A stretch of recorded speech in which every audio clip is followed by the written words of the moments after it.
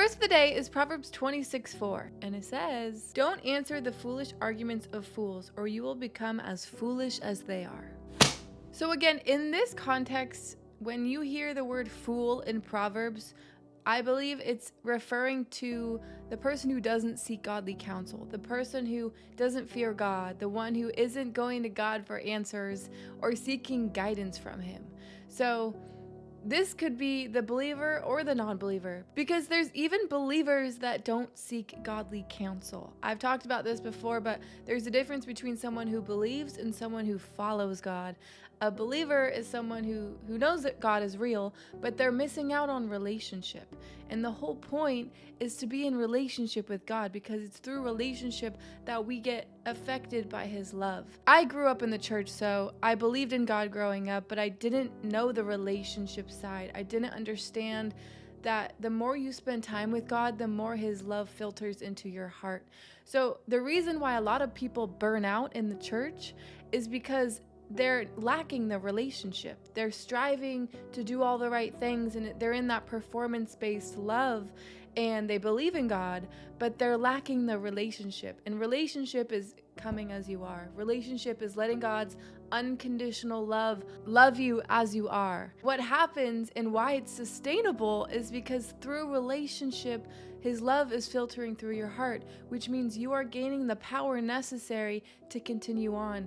You're gaining the strength necessary to accomplish hard things, and your joy doesn't get taken from you because your joy comes from within. Your joy is the love of God filtering through your heart, which helps you maintain it long term.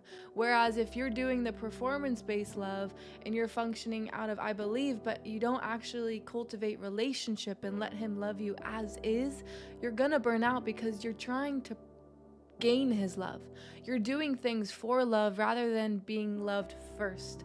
And that's the key. If we learn how to live from a place of love, from already being loved, all of our motives are going to be pure because we're not doing anything to gain anything. We're doing it out of the love that's overflowing from our heart.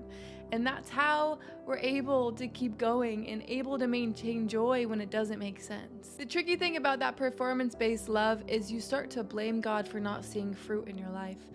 But the sad part is we created expectations that we blame God for. So we get pissed at him for being like, why isn't this happening? But did God actually say that was going to happen? And so that's why it's so much better when you go to him being content as is, not wanting to gain anything but his love, letting him love you as is, because it's through that heart posture that you don't need anything, which God now can trust you with more. He's going to trust you with more because he knows you don't find your joy in the more. You find your joy in him alone. Today's verse says, "Don't answer the foolish arguments of fools, or you will become as foolish as they are."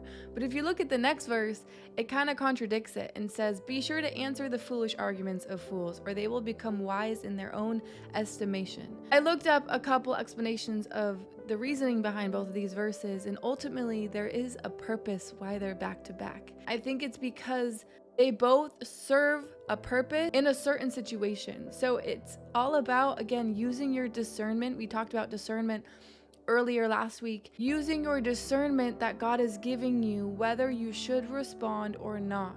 Because sometimes it is wisdom to say truth and speak truth when someone needs to hear it, but it's not arguing, it's just speaking truth, right? And there's other times where you discern this person doesn't want truth, this person wants to argue, this person wants to fight, and it's in those moments where you keep quiet, where you don't argue. So there's a difference between fighting for your point when someone is willing to hear truth, and being quiet when you know someone doesn't want to hear it, doesn't have eyes to see or ears to hear it. Another thing that I read was there's a difference between giving an answer to foolishness and giving an answer in foolishness. So giving an answer in foolishness would be responding to someone out of being irritated by them or frustrated or angry, or your flesh is riling up and you want to respond out of putting them in their place. That would be responding out of foolishness. Rather than responding to foolishness would be just speaking truth in love, right? Not reacting out of your flesh, but just speaking what you know is true, what you know God would say. If we look at the definition of foolish in Proverbs, it's basically someone who doesn't fear God. It's someone who isn't seeking godly counsel or wanting direction from God or pursuing God's guidance. And so if we're people that seek God for everything, for all guidance, all instruction, all wisdom, all knowledge, and we're talking to someone who doesn't, and they have a stance where they're not looking to have a conversation, they're looking to be right, that's a moment where you look and you're like, well, this isn't wisdom. They're not seeking truth. They're seeking to fight for their opinion, regardless of what I have to say. Because if you're in a relationship that's loving and safe and a two-way street, you're going to be able to have a conversation even if there's different opinions. So I've had many conversations where I don't agree with someone and someone doesn't agree with me, but we're able to talk and communicate in love. And that's an environment where you can speak truth, right? That's an environment where you can speak truth and love because they're listening, right? They're listening and respecting what you have to say. And then there's the latter where there's people who are fighting for what they know to be true and they don't want to hear anything else, which, in my opinion, just speaks to an insecurity in what they believe in. Because if they're so pissed that you don't agree, maybe they're not standing strong enough in that belief. Because if you are strong in what you believe and you stand confidently in it, you don't care who disagrees because you know that it's true. You know that it's not going to be shaken within you because you're standing firm on it. So you're able to have conversations with others that may not agree because you love them, right? You still have mutual respect and you want to continue to treat others with love, the love you would want to receive. But you aren't shaken and riled up as easily because you're not insecure about what you're believing in. So what does this teach me about God? This teaches me that when I'm around foolish people, God will give me discernment. If I'm prioritizing relationship with God and trying to learn how to hear from Him and develop my discernment, I'm going to be able to know and figure out who I should and shouldn't respond to. And God will give me this knowing in my heart. And if I'm feeling fleshy and flustered and angry, that's probably a moment where you don't say anything.